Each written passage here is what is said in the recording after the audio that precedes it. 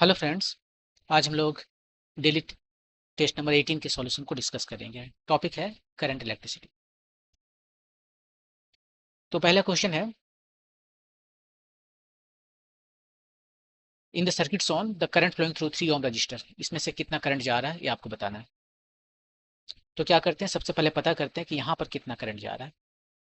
और एक बार यहाँ पर यदि हमें करंट पता चल गया तो हमें पता चल जाएगा कि इसमें कितना करंट जा रहा है, क्योंकि यहाँ पर इसी करंट का जो है वो डिस्ट्रीब्यूशन हो रहा है।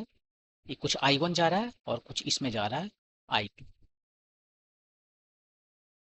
और यहाँ पर जस्ट करंट का डिस्ट्रीब्यूशन हो रहा है पैरेलल में, जो कि हमें पता है पहले से। जैसे मान लीजिए ये पैरेलल में करंट का डिस्ट्रीब्यूशन हो रहा है, ऐसे यहाँ से आई जा रहा है, इसमें करंट I1 है और यदि इसका रेजिस्टेंस R1 R2 है तो I1 कितना होगा। करंट इसमें देख रहे हैं तो इसका रेजिस्टेंस ऊपर में लिखेंगे और सम ऑफ रेजिस्टेंस टाइम्स I2 को देखना है तो इसका रेजिस्टेंस नहीं लिखेंगे, इसका वाला रेजिस्टेंस लिखेंगे R1 divided by sum of resistance times I। इस तरह से डिस्ट्रीब्यूशन हो जाता है करंट का। और ऐसा सिंपली इसलिए होता है क्योंकि यहाँ पर यदि हम ओम्स लॉ लगा के देखें, V equal to I R, इस ये दोनों पैरेलल में है तो करंट दोनों में सेम नहीं है, डिफरेंट है, लेकिन वोल्टेज सेम है। ये हो गया फिक्स्ड, तो ये फिक्स्ड हो गया तो कांस्टेंट हो गया। तो यहाँ पर I जो है सो प्रोपोर्शनल हो गया 1/R के। 1/R के वजह से इसका रेजिस्टेंस ना लिखकर हम दूसरे का रेजिस्टेंस लिखते हैं। ओके, तो आप चलते हैं, इसको सॉल्व करते हैं। सबसे पहले हमें इस करंट को पता करने का कोशिश करते हैं। तो ये है 20 वोल्ट और हम इक्विवेलेंट रेजिस्टेंस लिख देते हैं तो हमें करंट I पता चल जाएगा। तो इक्विवेलेंट रेजिस्टेंस इसका निकालना काफ़ी आसान है, क्योंकि ये 4 ओम जो है सो सीरीज में है, ये दोनों पैरेलल के साथ में। यहाँ पर ये 2 3 और 2 5 ओम जो सीरीज में है उसके जगह पर यहाँ हम 5 ओम लिख सकते हैं। और ये दोनों जो दिख रहा है वो पैरेलल में, तो ये दोनों पैरेलल की जगह पर हम कहाँ बना देते हैं सर्किट, यहाँ बना देते हैं ऐसा। ये रहा आपका 20 वोल्ट, ये है आपका 4 ओम और इधर जो है सो 6 ओम है। और ये 5 ओम तो है ही, तो दो ठो में क्यों बना रहा हूँ। ये दोनों पैरेलल में है तो पैरेलल के वजह से की जगह पर हम एक ठो रेजिस्टेंस लिखते हैं, equivalent resistance 6 ohm parallel to 5 ohm, कितना आएगा प्रोडक्ट बाय सम, सो 30/11। तो टोटल रेजिस्टेंस कितना हो गया, ये दोनों सीरीज में है, 4 + 30/11, 4 + 30/11।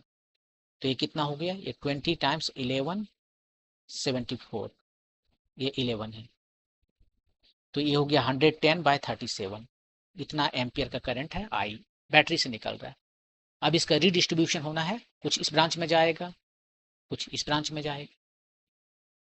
तो अब जो I1 ब्रांच में जाएगा वो कितना होगा,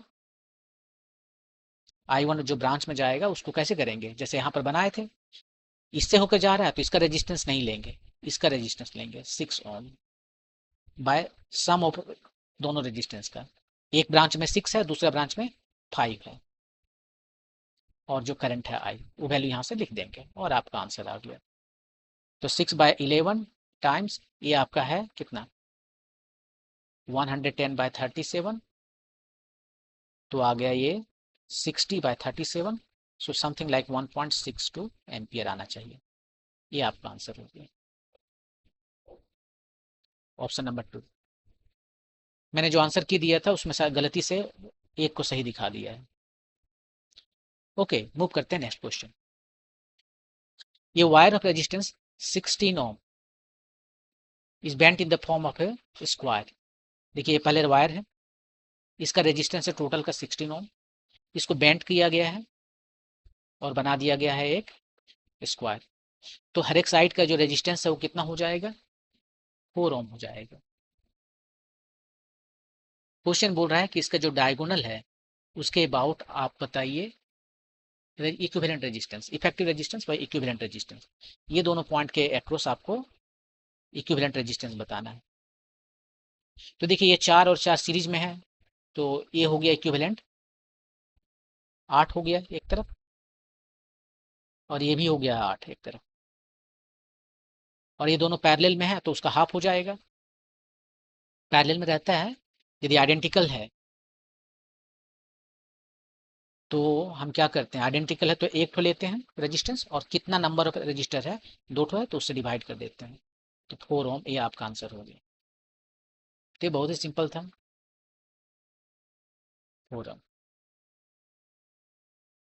मूव करते हैं नेक्स्ट क्वेश्चन पे। टू बल्ब्स जिसका रेटिंग दिया हुआ है 100 वाट 220 वोल्ट, 50 वाट 220 वोल्ट। कहने का मतलब है यदि 220 वोल्ट के साथ में से कनेक्ट करेंगे तो 100 वाट का पावर देगा। दूसरा बल्ब को यदि 220 वोल्ट के साथ कनेक्ट करेंगे तो 50 वाट का पावर देगा। उसको क्या करना है, सीरीज में कनेक्ट कर दिया है 220 वोल्ट से। 220 वोल्ट तो दे रहा है सप्लाई, लेकिन सीरीज में करके दिया। जैसे ये मान लीजिए आपका एक बल्ब है और ये दूसरा बल्ब है, और सप्लाई दिया है 220 वोल्ट, जितना रेटिंग है उसका वही सप्लाई दिया है, लेकिन दोनों बल्ब को सीरीज में कर दिया है। ये 100 वाट 220 वोल्ट रेटिंग, ये 50 वाट 220 वोल्ट रेटिंग। तो अभी कितना पावर दे रहा है उसका रेशियो बताना है, power consume by the bulb, ratio उसका बताना है। मान लेते हैं यहाँ से पावर P1 कंज्यूम किया, यहाँ P2 कंज्यूम किया, आपको P1 डिवाइडेड बाय P2 बताना है। यही है क्वेश्चन।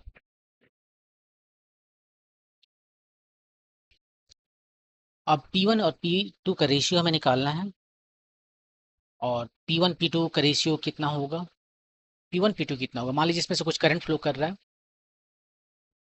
सेम करंट दोनों में फ्लो करेगा, तो इससे जो पावर आएगा होगा आई स्क्वायर, इसका जो रेजिस्टेंस होगा R1, यहाँ पर हो जाएगा आई स्क्वायर R2।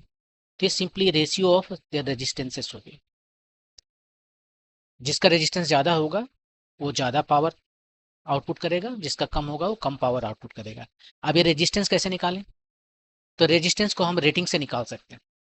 जैसे कि मान लीजिए ये जो बल्ब है इसका रेटिंग के साथ में हमने लगा दिया, तो हमें कितना पावर देगा ये,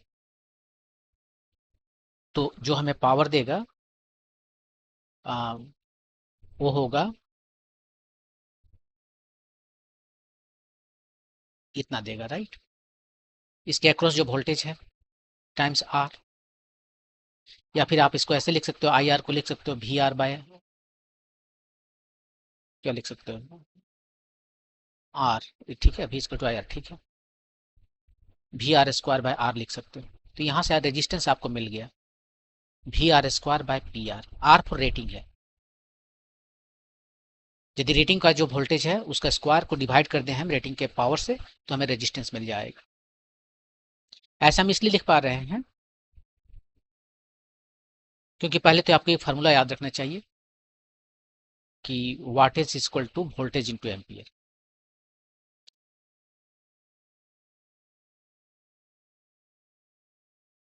वही चीज मैंने यहाँ लिखा है, और ये यहाँ पर तब होता है, मान लीजिए यदि आपने इसको सप्लाई दिया है वोल्टेज का, यहाँ पर अलग है, एक बल्ब है और उसको सप्लाई दिया है कितना वी आर, और इसका पावर है पी आर, जो भी ये सब ये करता है आउटपुट करता है कुछ रेजिस्टेंस है इसका, राइट। तो इसमें जो करंट आएगा आप उसको निकालिए, तो करंट आ जाएगा, कितना आ जाएगा, यहाँ पर जो पावर आउटपुट एक करेगा वो करेगा आई स्क्वायर आर, और आर का वैल्यू कितना है, आर का वैल्यू आपको नहीं पता है अभी, तो यहाँ पर हम इसको लिख सकते हैं भी, आई को लिख सकते हैं वी स्क्वायर बाय आर, और ये आर खत्म हो गया, तो वी स्क्वायर बाय आर आया यहाँ पर, और इसको लिख सकते हैं V times V by R, जो कि ये करंट हो गया, ये भी वोल्टेज रह गया, वी बाय आर करंट हो गया। तो यहाँ P R is equal to voltage और करंट, और यहाँ पर जो भी वोल्टेज है, जो भी करंट तो छोड़ दीजिए, जो भी वोल्टेज है वो कौन सा वोल्टेज है, यहाँ पर जो सप्लाई किए वोल्टेज वो रेटेड वोल्टेज सप्लाई की। तो यहाँ पर हम लिख सकते हैं इसको ये कि wattage is equal to voltage into ampere, और ये एम्पियर कैसे निकालेंगे, ये एम्पियर निकालेंगे, वोल्टेज सप्लाई किए हैं और इसका कुछ रेजिस्टेंस होगा वहां से। तो खैर यहाँ से हम जो है आर निकाल सकते हैं, और उसी आर को वैल्यू यहाँ सब्स्टिट्यूट करते हैं। आर आ गया आपका V R square by P R, तो ये हो गया वी आर पहला के लिए V R square by P R, V R two square P R two, substitute कीजिए वैल्यू और आपका आंसर आ जाएगा। रेटेड वोल्टेज दोनों का सेम है, ये भी 220 है और ए भी 220 है, ये सेकंड के लिए है। और PR1 जो है पहला का 100 वाट है, दूसरा का 50 वाट है। ये खत्म हो गया तो ये आ गया रेशियो आपका 1:2। ये आपका आंसर है। इसको आपने सीरीज में लगा दिया, 1:2 रेशियो आया। 1:2, यदि ये 25 वोल्ट दे रहा है तो ये 50 वोल्ट देगा। जिसका वेट रेटिंग वाटेज ज़्यादा है, रेटिंग पावर ज़्यादा है 100 वाट, वही कम दे रहा है। और जिसका रेटिंग पावर कम है वही ज़्यादा दे रहा है। ऐसा इसलिए हो रहा है क्योंकि इसको सीरीज में लगा दिए हैं, और सीरीज में लगाने की वजह से ये इस तरह से दे रहा है, क्योंकि वोल्टेज इसके अक्रॉस सेम नहीं है। यदि पैरेलल में इसी को लगाते हैं, मान लीजिए यहाँ पर हम देखते हैं ये एक्स्ट्रा है, पैरेलल में यदि हम दोनों बल्ब को लगा दिया होता, तो पैरेलल में लगाने से क्या होगा, यहाँ पर 220 वोल्ट दे रहे हैं, तो इसके अक्रॉस 220 वोल्ट मिल रहा है। अब ये जो है सो 100 वाट, इसका रेटिंग है 100 वाट 220 वोल्ट, और इसका है 50 वाट 220 वोल्ट। 220 वोल्ट मिलेगा तो ये 50 देगा, 220 वोल्ट मिलेगा तो 100 देगा। तो अब रेशियो कितना आ गया, पहले वाले को भी 220 वोल्ट मिल रहा है, दूसरे को भी 220 वोल्ट मिल रहा है, तो ये 100 वाट दिया, ये 50 वाट दिया। तो पहला वाला जो है सो डबल दे रहा है दूसरे का जो आउटपुट पावर है वो। लेकिन सीरीज में जैसे लगाए तो ये उल्टा आ गया 1:2। और ऐसा इसलिए हो रहा है क्योंकि इसके अक्रॉस जो वोल्टेज है वही डिफरेंट है। इसके अक्रॉस जो वोल्टेज है वो चेंज हो गया है, इसलिए ऐसा हो रहा है। ओके, मूव करते हैं नेक्स्ट क्वेश्चन पे। ये मीटर ब्रिज है। The balance point is found to be at a length of 30 centimeter from one end. If the unknown resistance is connected to the in the left gap and a known resistance of 40 ohm is in the right gap, the unknown resistance is how much? तो पहले देखिए metre bridge है। Metre bridge में क्या रहता है, एक यहाँ पर हमारा वायर है, और इसके साथ में कनेक्टेड है एक बैटरी, और ये कुछ रेजिस्टेंस, नहीं कोई रेजिस्टेंस हो तो इसका इंटरनल रेजिस्टेंस होता है, कुछ तो रहेगा, ये स्मॉल आर कह दीजिए। उसके बाद में यहाँ पर जो है सो एक बक्सा यहाँ पर है, एक बक्सा यहाँ पर है, ठीक है। और इसको इधर से कनेक्ट कर दिया, इसको भी कनेक्ट कर दिया। इसमें रेजिस्टेंस रखेंगे, इसमें रेजिस्टेंस रखेंगे, और एक गैलोनोमीटर है, उसको ले जाके कहीं पर इसको हम जॉकी जो है सो टच करते हैं। और ये जो है सो 30 सेंटीमीटर क्वेश्चन में बोल रहा है कि 30 सेंटीमीटर इसको टच करते हैं तो ये बैलेंस्ड है। और लेफ्ट में कितना बोला उसने, लेफ्ट गैप में कोई अननोन रेजिस्टेंस रख दिया, मान लेते हैं एक्स रख दिया। और राइट गैप में कितना रखा, 40 ओम है, ये 40 ओम है, और ये हमें नहीं पता है। और ये 30 पे बैलेंस हो गया। ये मीटर ब्रिज है, मीटर ब्रिज हमने 1 मीटर लंबा है, तो 30 इधर हो गया तो इधर 70 सेंटीमीटर हो गया। और रेजिस्टेंस क्या होता है, रेजिस्टेंस होता है rho times L by A. So resistance is proportional to L, यदि ये दो क्वांटिटी सेम है तो रो इसका चेंज नहीं हो रहा है, एक ही वायर है। ए क्रॉस सेक्शनल एरिया भी चेंज नहीं हो रहा है, सेम लिया जाता है एक्चुअली। तो यहाँ पर रेजिस्टेंस जो है सो एल के प्रोपोर्शनल है। तो 30 सेंटीमीटर 30 टाइम्स समथिंग इसका रेजिस्टेंस है, ए से सी का, और सी से बी का 70 टाइम्स वही समथिंग है। तो उसके बाद आप ध्यान से देखिए, इसमें कोई करंट फ्लो नहीं कर रहा है, इसमें जो करंट है वो जीरो है, नल डिफ्लेक्शन है, करंट फ्लो नहीं कर रहा है। तो ये बैलेंस्ड व्हीट स्टोन ब्रिज हुआ या नहीं हुआ, ये देखिए एक रास्ता ये हुआ, एक रास्ता ये हुआ करंट जाने का, करंट इधर से सप्लाई कर रहे हैं, ये बैलेंस्ड है, इसमें करंट नहीं जा रहा, बैलेंस्ड व्हीट स्टोन ब्रिज है। तो ये मीटर ब्रिज जो है वहां पर बैलेंस्ड व्हीट स्टोन ब्रिज का काम हो रहा है। और तब जो है हम बैलेंस व्हीट स्टोन ब्रिज का जो कंडीशन है उसको लगाते हैं, x डिवाइडेड बाय 40, इसका resistance R A C divided by R C B, और आर ए सी का रेजिस्टेंस यहाँ पर जैसे बताएं लेंथ के प्रोपोर्शनल है, तो इसका लेंथ 30 है, हम सिंपली 30 लिख सकते हैं, और इसका 70 है, 70 लिख सकते हैं। इनफैक्ट यहाँ पर हमें कुछ कॉन्स्टेंट लिखना चाहिए, तो वो कॉन्स्टेंट कट जाएगा, इसलिए कोई मैटर नहीं करता। और यहाँ से आपको एक्स का वैल्यू आ जाएगा, कितना आ जाएगा, 4 टाइम्स 3/7, 12/7। सो जो भी आ जाए आपका।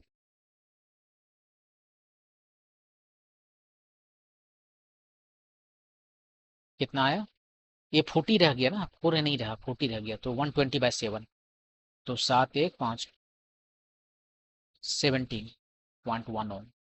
ये अननोन रेजिस्टेंस का वैल्यू आप पता कर लिए। तो इस तरह से आप यहाँ से अननोन रेजिस्टेंस का वैल्यू पता कर सकते हैं।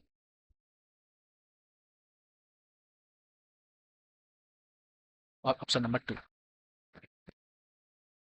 ओके, मूव करते हैं नेक्स्ट क्वेश्चन। नेक्स्ट क्वेश्चन जो है, यहाँ पर कलर कोड दिया हुआ रेजिस्टेंस का, ग्रीन, ब्लू, रेड और सिल्वर, और आपको बताना है इसका रेजिस्टेंस क्या है। तो याद कीजिए आपका जो कलर कोड है इसका, कैसे याद करते हैं। यहाँ पर कलर है, यहाँ पर डिजिट 1 है, ये डिजिट 2 है, ये देखिए डिजिट 1, ये डिजिट 2, ये जो है सो मल्टीप्लायर होता है, और ये टॉलरेंस होता है। कलर देख देख के सबका बताएंगे। डिजिट 1 ये मल्टीप्लायर है, मल्टीप्लायर, ये टॉलरेंस। कलर डिजिट देखिए 0 1 2 3 4 10 डिजिट होता है डेसिमल सिस्टम में, सब लिख लेते हैं, 6 7 8 9 10 हो गया, 0 से लेकर 9 तक। एग्जैक्टली सेम यहाँ पर चलेगा, डिजिट 2 भी सेम। और मल्टीप्लायर में क्या है, यहाँ पर आ जाएगा 10 to the power 0, 10 to the power 1, 10 to the power 2, 10 to the power 9, ऐसे ही। और टॉलरेंस जो है सो कलर के हिसाब से लिखते जाते हैं। तो ये जो 0 है किसके लिए लिखा गया है, तो इसके लिए मेटाफोर ऐसे याद रखिए आप कि ह्यूमन जो है, हम लोग होमोसेपियंस हैं, हम लोगों का स्टार्टिंग अफ्रीका से हुआ, वहाँ पर लोगों का कलर ब्लैक होता है। उसके बाद हम वापस इंडिया आते हैं, हमारा कलर ब्राउन है। और उसके बाद में हम लाइट जो है उसका स्पेक्ट्रम देखते हैं, ठीक है। लाइट का स्पेक्ट्रम देखते हैं तो उसमें 7 कलर होते हैं। हम स्टार्ट करते हैं वायलेट, इंडिगो नहीं लिखेंगे, महात्मा गांधी ने मूवमेंट किया था इंडिगो कल्टीवेशन के अगेंस्ट में, तो आई हटा दिए। उसके बाद ब्लू आ गया, ग्रीन आ गया, येलो आ गया, ऑरेंज आ गया, रेड आ गया, ये हो गया सब। 2 ठो बचा हुआ है, ये आदमी उसके बाद में होमो सेपियंस से स्टार्ट हुआ तो क्या सारे लोग बूढ़े होते हैं, उसका बाल जो है सो ग्रे होने लगता है, और फिर लास्ट में व्हाइट होके हो जाता है, और फिर लास्ट में मर जाता है, ठीक है।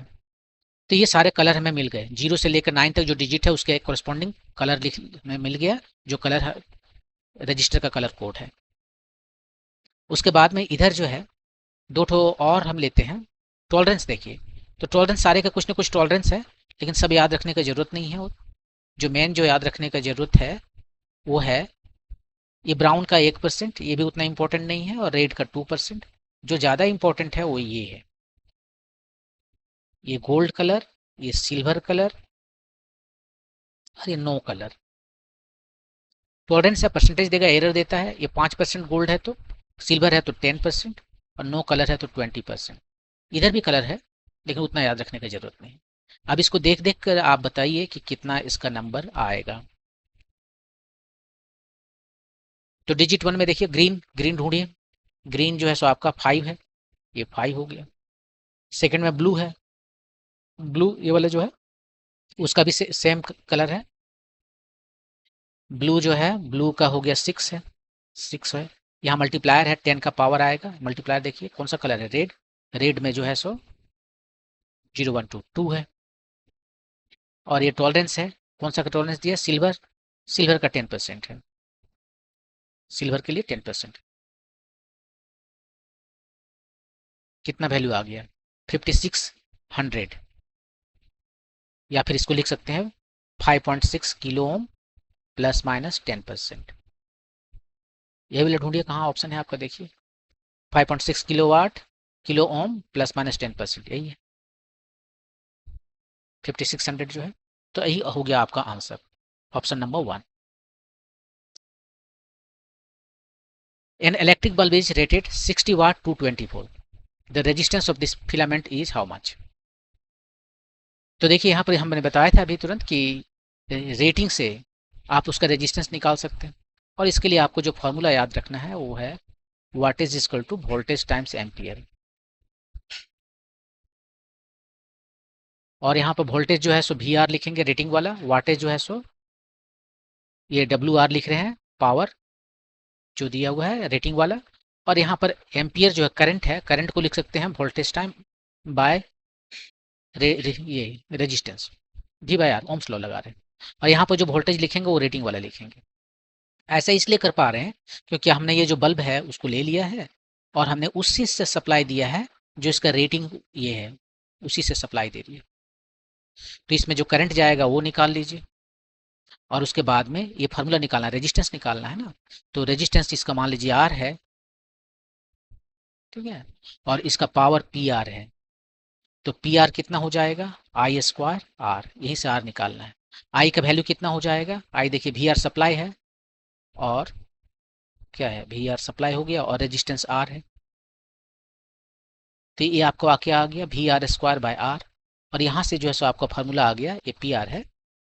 तो R is equal to V R square by P R, वही सेम फार्मूला यहाँ से आ रहा है, ये वाला यहाँ से भी देख सकते हैं। तो इस तरह से आर जो है यहाँ से भी आपको नजर आ रहा है V R square by W R, या फिर आप इधर से देखो, ये फार्मूला नहीं याद रहता तो ये याद रहेगा, यहाँ से आ जाएगा watt is equal to voltage into ampere. और एम्पियर को हटा देना, इसका रेटेड में दो ही चीज़ तो रेटिंग है ना, वोल्टेज रेटिंग में दिया हुआ है और पावर दिया हुआ है, हमने वाटेज दिया हुआ है, एम्पियर तो नहीं दिया हुआ। यहाँ ओम्स लॉसेस को हटा देते हैं, ये आ जाता है। तो इस तरह से रेजिस्टेंस इसका निकाल सकते हैं। वी आर कितना है, जो रेटिंग वाला वोल्टेज है 220 वोल्ट है, स्क्वायर है तो 2 बार मल्टीप्लाई कर देते हैं, और ये 60 वाट है, ये चला गया, ये हाफ हो गया 30, ये हो गया 11। अब जो भी आ गया आपका वो आपका वैल्यू है, कितना आ गया,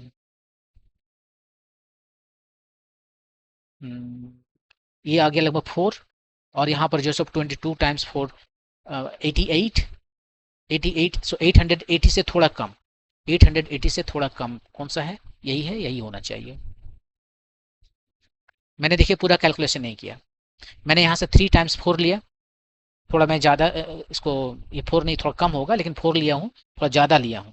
220 टाइम्स 4 880 होता है, वो मेरा थोड़ा ज़्यादा है, उससे थोड़ा कम वाला चाहिए। तो 880 से थोड़ा कम यही वाला है, ये सभी बहुत कम है। तो यही आपका आंसर हो गया। ओके, मूव करते हैं नेक्स्ट क्वेश्चन पे। ये cell has an EMF of E and internal resistance R. ये सेल है, इसका इंटरनल रेजिस्टेंस है और इसको कनेक्ट किया गया है कोई एक्सटर्नल रेजिस्टेंस कैपिटल आर से। What is the maximum current drawn from the cell, यहाँ से जो करंट आएगा वो मैक्सिमम कितना होगा। मैक्सिमम जानने से पहले हमें क्या करना चाहिए, हमें करंट निकालना चाहिए। करंट कितना होगा, EMF divided by total resistance, equivalent resistance R plus R. अब ये आई मैक्सिमम कब होगा, यहाँ पर ई देखिए ये फिक्स्ड है, ये तो चेंज नहीं होगा। बैटरी दे दिया है तो उसका इंटरनल रेजिस्टेंस भी फिक्स्ड है। क्या चेंज कर सकते हैं, जो एक्सटर्नल रेजिस्टेंस है उसी को चेंज कर सकते हैं, यही वेरिएबल है।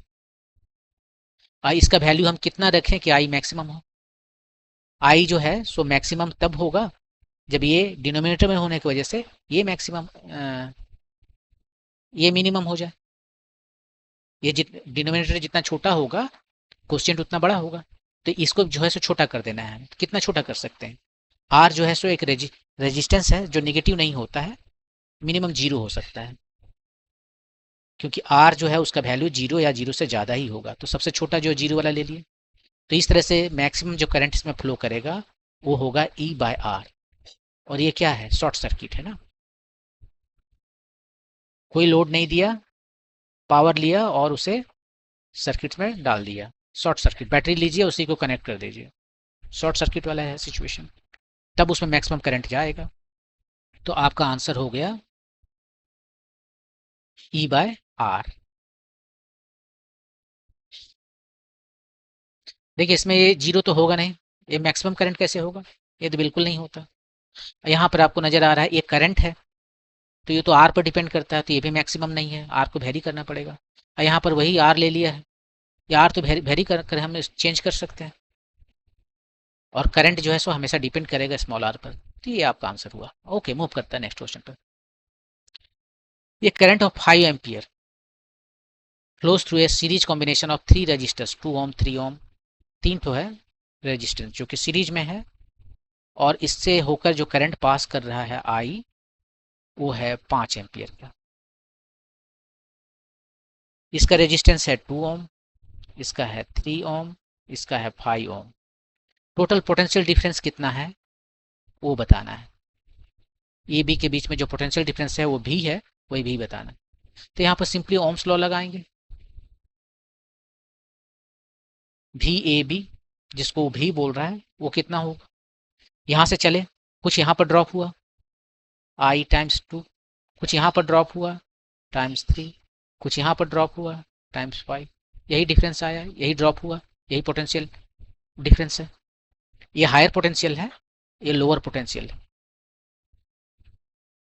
तो ये टोटल का टोटल ड्रॉप हो जाएगा यहाँ तक आते आते। और कैसे कैसे ड्रॉप हो रहा है, यहाँ पर थोड़ा सा ड्रॉप हुआ, यहाँ पर थोड़ा सा ड्रॉप हुआ रेजिस्टेंस के अक्रॉस, और थोड़ा सा यहाँ पर ड्रॉप हुआ। जो भी पोटेंशियल यहाँ पर था वो सब खत्म होकर यहाँ आ गया जीरो पे। आप सोच सकते हो कि ये हमारा भी है, ये हमारा जीरो है। यही भी कितना है, भी का खत्म हो गया यहाँ तक ना। इसको किसने खत्म किया, इसने खत्म किया V1, इसने खत्म किया V2, इसने खत्म किया V3। अब V1 कितना है I2 IR, V2 कितना है I3। तो I का वैल्यू कितना है, I का वैल्यू तो दे दिया है 5 एम्पियर है, तो उसको 5 लिखते हैं। और A कितना आया 2 3 5 प्लस 5 10, तो टोटल 50 वोल्ट आ गया आपका। यही आंसर है। ये जो वोल्टेज है यहाँ पर 50 वोल्ट है। ओके, मूव करते हैं नेक्स्ट क्वेश्चन पे। Three cells of EMF 2 volt and internal resistance 1 ohm are connected in parallel. The equivalent EMF of the combination is EQ V volt. Find the value of EMF. ये तो formula based question हो गया। आपके पास देखिए तीन cell है जिसका internal resistance है और सभी पैरेलल में कनेक्टेड है। अब जो है सो इसको हटा करके हमें एक बैटरी लाना, एक सेल लाना है। उसका इंटरनल रेजिस्टेंस बताइए, उसका ईएमएफ बताइए कितना होगा। इसका आर है, इसका आर है, इसका आर है, तीनों का इंटरनल रेजिस्टेंस 1 ओम है, आर इक्वल टू 1 ओम लिखते हैं। और इसका कितना है, दोनों 2-2 वोल्ट है। E1 जो है सो 2 वोल्ट है, E2 जो है सो 2 वोल्ट है, और E3 भी 2 वोल्ट है। तो इसका जो इक्विवेलेंट रेजिस्टेंस का फार्मूला होता है वो क्या होता है, वो होता है E equivalent resistance, equivalent EMF divided bye R equivalent resistance. इसको इक्विवेलेंट ही कह देते हैं। ये होता है सम ओवर EI बाय RI। तो यहाँ पर सम कीजिए। पहला ब्रांच में देखिए कितना है वोल्टेज 2, रेजिस्टेंस R है 1, इधर है ना, ये देखिए 1। दूसरा में भी सेम 2/1, तीसरा में भी सेम 2/1। यहाँ पर आपको केयरफुल रहना है कि आपको ये जो टर्मिनल दिख रहा है इसका पॉजिटिव टर्मिनल या नेगेटिव टर्मिनल कौन सा यहाँ पर है। क्योंकि इस क्वेश्चन में कुछ भी बताया नहीं है आपका, तो हमने सब जो है सो एक ही डायरेक्शन में ले लिया है। एक्चुअली हमें बता देना चाहिए था कि ये इसके जो टर्मिनल्स हैं, पॉजिटिव टर्मिनल या नेगेटिव टर्मिनल कौन इस साइड में है। फिलहाल मैंने सबको लेफ्ट में ले लिया, तो सब ने प्लस किया है। मान लीजिए क्वेश्चन में ये नेगेटिव है यहाँ इधर लेफ्ट साइड, तो हमें नेगेटिव लेना पड़ता, माइनस कर देते ई की जगह। तो यानी भैया आ गया आपका 6। अब आर ई क्यू का वैल्यू निकालिए। ये आ गया आपका आर ई क्यू टाइम्स 6। अब आर ई क्यू की निकालना इसमें काफ़ी आसान है, क्योंकि तीनों पैरेलल में है, और पैरेलल में है और तीनों आइडेंटिकल है। तो किसी एक का वैल्यू लेंगे और एक नंबर ऑफ रजिस्टर्स गिनेंगे 1 2 3, तो 3 से डिवाइड कर देंगे। आर का वैल्यू 1 है, तो 1/3 ओम आया आपका इक्विवेलेंट रेजिस्टेंस। वही यहाँ पर वैल्यू हम सब्सटीट्यूट करते हैं, 1/3 टाइम्स 6, तो 2 वोल्ट आया। तो जो ए आया आपका इक्विवेलेंट सेल, उसका जो वोल्टेज है ईएमएफ है वो 2 वोल्ट हुआ। और रेजिस्टेंस जो है इसका यहाँ पे लिखा हुआ है, ये जो रेजिस्टेंस है वो कितना होगा, वो हो जाएगा, आप देख लीजिए यहाँ पर 1/3, सो 0.33 ओम।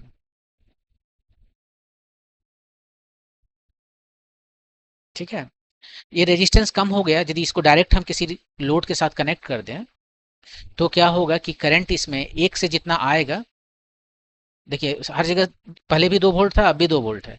ठीक है, तो आप यदि तीनों को पैरेलल में कर लीजिएगा, उसके बाद में इसे लोड से कनेक्ट कीजिएगा, तो बताइए जो करंट है अकेला जो देगा उससे ज़्यादा आएगा या कम आएगा।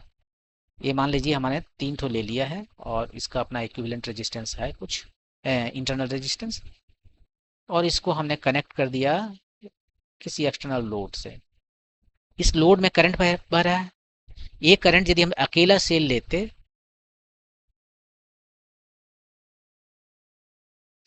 ये अकेला सेल है और ये तीनों हमने सेल ले लिया, इसका भी अब जो है सो 2 वोल्ट आया, और ये तो 2 वोल्ट था ही सबका सब। तो यहाँ पर जो करंट फ्लो करेगा अकेला में और यहाँ जो चेंज बहेगा, कौन ज़्यादा होगा। सभी जो है सो पैरेलल में लिए हुए हैं, ठीक है। तो करंट क्या दोनों में सेम आएगा या अलग अलग आएगा। इसमें ज़्यादा करंट आएगा ना। कैसे, देख लीजिए, ये मान लीजिए आर है, तो इसमें जो 2 वोल्ट है इसका इक्विवेलेंट रेजिस्टेंस अभी निकालें, 2 वोल्ट है, और ये रेजिस्टेंस आर है, और प्लस ये जो तीनों का इक्विवेलेंट रेजिस्टेंस 1/3 है। यहाँ पर यदि एक तो सेल लेंगे तो इसमें जो करंट फ्लो करेगा वो हो गया 2 वोल्ट बाय टोटल रेजिस्टेंस, ये आर हो गया, और ये कितना है 1 ओम है ना। ये सिंगल सेल है, इक्विवेलेंट सेल नहीं है, सिंगल सेल है, और ये बहुत सारे सेल्स हैं। तो यहाँ पर हो गया 1। अब ये दोनों को देखकर आप इजीली कह सकते हैं कि ये वाला डिनोमिनेटर में ये छोटा है, तो ये आई जो है सो बड़ा हो गया आई जीरो से। तो यदि आप बहुत सारे सेल लगा देंगे तो करंट इसमें जो फ्लो करेगा वो अकेला सेल से ज़्यादा फ्लो करेगा। वो बहुत ज़्यादा का डिफरेंस नहीं आएगा लेकिन करेगा। ऐसे इसलिए कि बहुत ज़्यादा का डिफरेंस नहीं आएगा क्योंकि इंटरनल रेजिस्टेंस बहुत कम होता है। और मान लीजिए इतना कम है कि इसको हम जीरो मान सकते हैं। यदि हम इसको जीरो मान सकते हैं तो ये वाला जो टर्म यहाँ पर है आर का, वो खत्म हो गया ना, ये दोनों का जो है सो खत्म हो गया, तो दोनों ही आर रह जाएगा, तब दोनों में सेम करंट फ्लो करेगा। तो उस लिमिट में जबकि हम इंटरनल रेजिस्टेंस जो है टेंस टू जीरो है, या फिर ये वाला कहिए, उस केस में आप कह सकते हैं कि दोनों में मोर और less same same current flow करेगा। लेकिन यदि ए बहुत कम नहीं है, एकदम प्रिसाइज आप यदि चाहोगे तो बहुत सारे सेल लगाने पर ही ज़्यादा करंट आएगा। ओके, तो ये 2 वोल्ट हो गया इसका आंसर।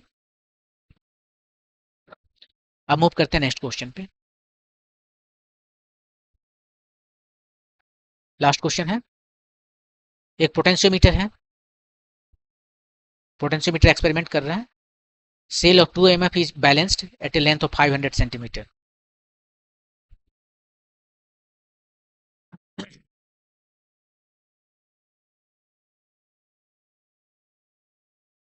पहले एक पोटेंशियोमीटर बना लेते हैं, उसमें एक वायर होता है और इसके साथ अपना एक सेल लगा रहता है, या बैटरी जो भी कहिए, एक रहेगा तो सेल, एक से ज़्यादा है तो बैटरी है।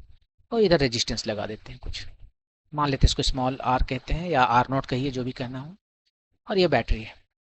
अब यहाँ पर एक जॉकी लगा हुआ है,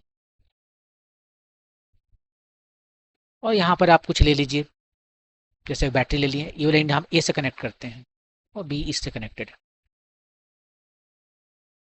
इसका जो पॉजिटिव टर्मिनल है, इसका पॉजिटिव टर्मिनल दोनों एक साथ होना चाहिए, ए पर दोनों का पॉजिटिव एक साथ होना चाहिए। और उसके बाद में यहाँ पर जब इसमें नल डिफ्लेक्शन रहता है तो कहते हैं बैलेंस हुआ है, तो वही बैलेंसिंग पॉइंट है। कहाँ पर है 500 सेंटीमीटर पर। हमेशा लेफ्ट से मेजर करते हैं जब तक कि वो क्वेश्चन में न कह दे कि हम राइट से मेजर कर रहे हैं, कंफ्यूज करने के लिए आप, ठीक है। और यहाँ पर 2 वोल्ट का बैटरी लगाया हुआ है, E1 जो है सो 2 वोल्ट ले लिया, 2 वोल्ट ले लिए, तो यहाँ पर जो है सो बैलेंस हो रहा है। जब when a cell of unknown EMF, same चीज यहाँ पर जो है आपकी क्या किया, आपकी जो ये है वो मुझे उसे पता नहीं है, यहाँ पर जो है सो कनेक्ट किया, फिर इसको, ये सभी चेंज नहीं होगा, यहाँ पर जॉकी लगा दिया इधर।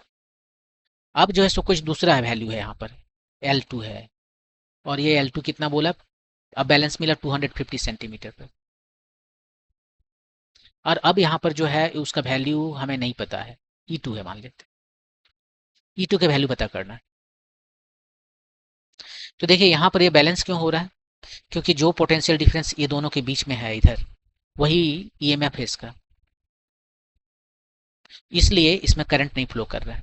करंट फ्लो करने के लिए क्या चाहिए, पोटेंशियल डिफरेंस होना चाहिए, राइट। तो यहाँ पर ये जो लगा हुआ है इसका ए इंड और ए इंड के अक्रॉस में जो पोटेंशियल डिफरेंस है वो 0 है। जैसे मान लीजिए यहाँ से जा रहे हैं, ये जितना का जितना है उतना ड्रॉप कर गया इधर, राइट। मान लीजिए ये 50 वोल्ट है और ये जो है सो 10 वोल्ट है। कितना ड्रॉप हो रहा है? 40 वोल्ट। और मान लीजिए ये भी 40 वोल्ट है, तो 40 वोल्ट इसमें ड्रॉप हो रहा है यहाँ से यहाँ तक जाने में, इधर इस साइड से 40 वोल्ट इसने अकेले ड्रॉप कर दिया। यहाँ पर क्या ड्रॉप है हो रहा है? 0। 0 ड्रॉप हो रहा है तो ओम्स लॉ लगाएंगे तो करंट कितना फ्लो करेगा? 0। तो इससे कोई करंट फ्लो नहीं करता। तो इससे तब करंट नहीं फ्लो करता है जब इसका पोटेंशियल डिफरेंस जो है वो इसके ईएमएफ के बराबर है। तो ईएमएफ को जो है सो बराबर होना पड़ेगा पोटेंशियल डिफरेंस VAC के बराबर, ये बैलेंस के लिए। और ये VAC कितना होगा? इसमें जो करंट फ्लो कर रहा है टाइम्स रेजिस्टेंस यहाँ से यहाँ तक का RAC। और करंट कितना फ्लो कर रहा है? E बाय जो टोटल रेजिस्टेंस, इसका रेजिस्टेंस मान लेते हैं कैपिटल R है और ये वाला रेजिस्टेंस स्मॉल r है। इतना करंट फ्लो किया। और RAC जो है सो L1 बोल रहे हैं उसको, ये बोलते हैं। तो ये जो E है इसका E1 बोल रहे हैं यहाँ पर। इसका EMF E1 जो है वो A और C के बीच में जो पोटेंशियल डिफरेंस है उसके बराबर होना चाहिए, और वो आ रहा है ये वैल्यू। अब यहाँ पर देखिए सब कुछ फिक्स्ड है, बहुत कुछ। ये E जो है सो इस पोटेंशियोमीटर का सेल है, ये फिक्स्ड है।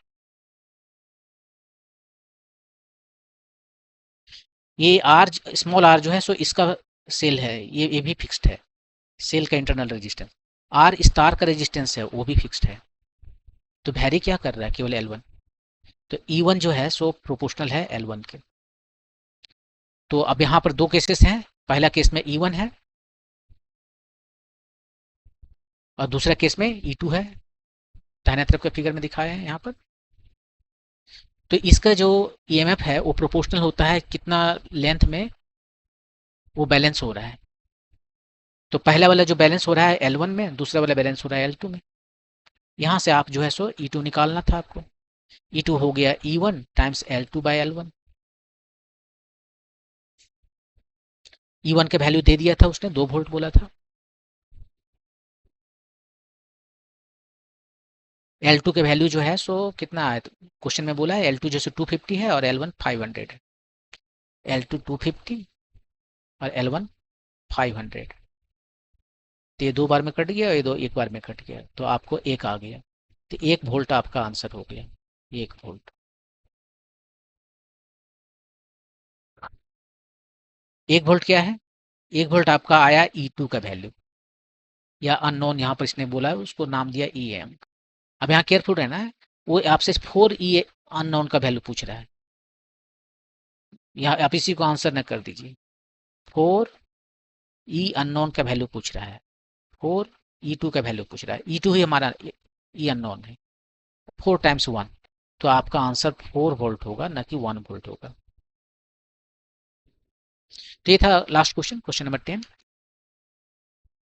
कोई कमेंट हो तो आप कमेंट सेक्शन में लिख सकते हैं, चाहे डाउट हो या और कोई सजेशन हो। नेक्स्ट वीडियो हम किसी दूसरे टेस्ट के सॉल्यूशन को लेकर आएंगे। Thank you.